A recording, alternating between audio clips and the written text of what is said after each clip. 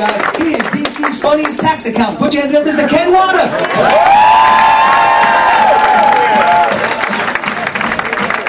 Good evening, everybody.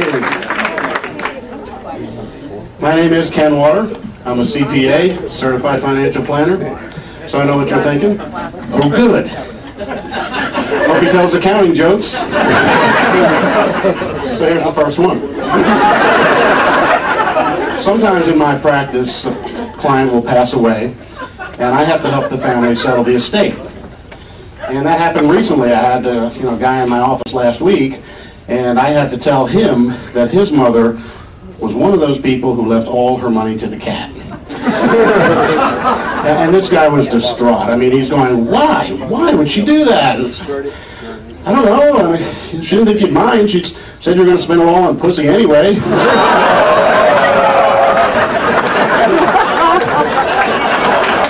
So you like the cat joke.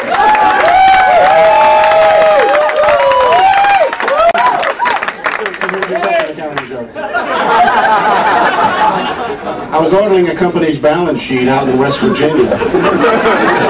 And, we had to stay over for the weekend in Martinsburg, West Virginia. So on Saturday, a group of us went out to one of the local strip clubs, and we watched the show, and it got late. It was getting time to go home because, I'd run out of dollar bills. And I said to one of the ladies, I said, hey, what time do you guys open tomorrow? And she looks at me like I'm crazy. She says, tomorrow? She says, tomorrow's Sunday. She says, we don't dance naked on Sunday. That's the Lord's Day. Well, excuse me. Apparently the Lord is cool with naked dancing Monday through Saturday, but not on Sunday. I'm glad to see she's got that moral compass properly calibrated. I began to think, I said, well, what about the Jewish strippers? I said, why can't they dance on Sunday? They take off on Saturday. But I realized there's a flaw in my logic. See, there actually are no Jewish strippers. There is no chance in this world that you're going to see a Jewish girl naked for $1.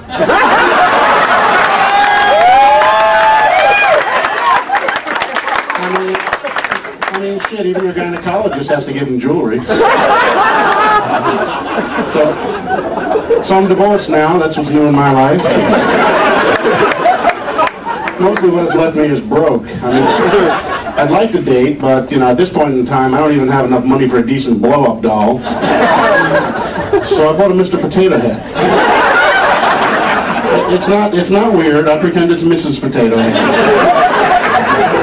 It's actually pretty good. It's got lots of little holes, and it's dishwasher safe. Unlike Matt, you heard Matt talking about, don't go online to find women. I did join Match.com to meet women, and I think technology is a wonderful thing. I mean, now, on a single Saturday night, I can get rejected by dozens of women right in the comfort of my own home. I don't even have to get dressed. My ex-wife, though, she was kind of cruel. She told me I had gotten out of shape and I have man boobs. Okay, maybe, she's just mad, because, mine are bigger than hers. She used to say that she loves a hairy chest. She's not shaven for me or any other man. So I'm in therapy now.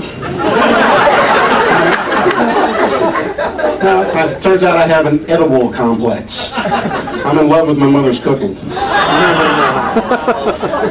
The therapist put me on Prozac. And my friend said to me, hey, aren't you afraid of that, Prozac? I've heard that causes rage and homicidal tendencies. I've never seen any evidence of that. But it kind of annoys me a little bit when people say it. In fact, the next time someone says it to me, I'm going to rip his fucking head off.